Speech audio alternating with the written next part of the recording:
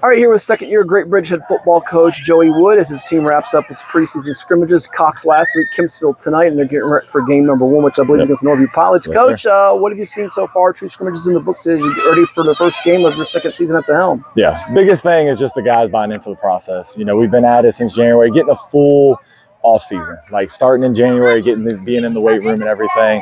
It's helped us out a lot, and just getting the guys to focus, not focusing on the time, not focusing on the score, one play at a time, and they've really bought into that. I know you and I have talked about it last year. The end of the season, you were starting to put up some impressive numbers, whether it be victories or defeats. Do you feel like the mood, you started to see some of the culture change kind of begin that process at the end of year 1 as you went into the offseason? Yeah. I mean, the biggest thing as a coaching staff, we had to take a step back. You know, it's not about the plays. It's about making sure the guys are confident in what they do.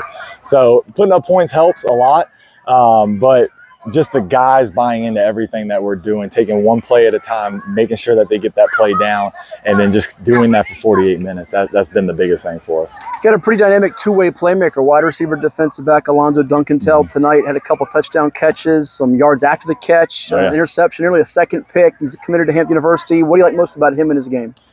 Football-wise, he can do everything. I love how he comes down at safety. I love how he gets after it at the receiver position. The biggest thing for him, though, he's been a leader. Like, the young guys have gravitated towards him, and now that he's paying it forward. You know, he's getting them ready and teaching them, and in doing so, it's only going to make him better.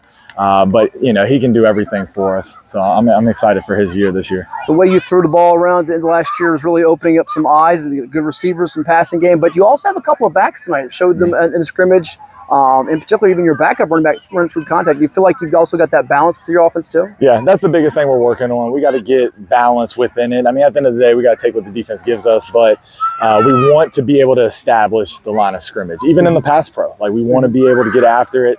Our running backs do a great job of bringing the physicality. Like, they're going to be the ones that help us set the tone. The O-line's going to start it, but they're also going to be the hammer that we need.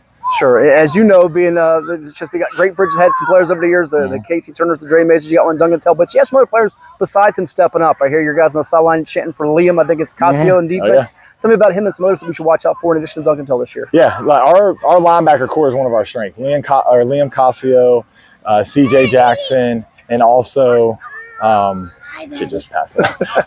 And then Rylan Stewart. So those guys are leading us in the right way. They're our enforcers. They're our guys that get us going.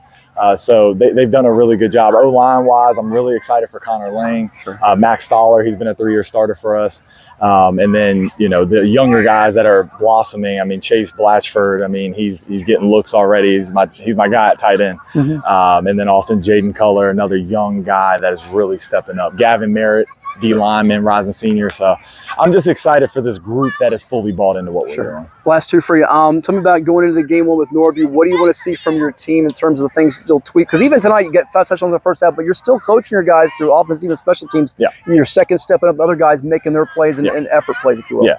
So the biggest thing, I mean, they got a great coach over there and they're building a program as well. You know, so the biggest thing we got to do is just make sure we establish the line of scrimmage, come out and just play our game. Like that's been the biggest thing. Is I feel like too much we've been trying to be other people, and we just got to be Great Bridge, and that's what we're turning the program into. So it is an opponent we got, but it's always going to be about what we're doing, and that's what I was just telling the guys. Like, the scores are great, but that's not what we're focused on. We got to focus on each play until that is at 0-0, and then we can move forward.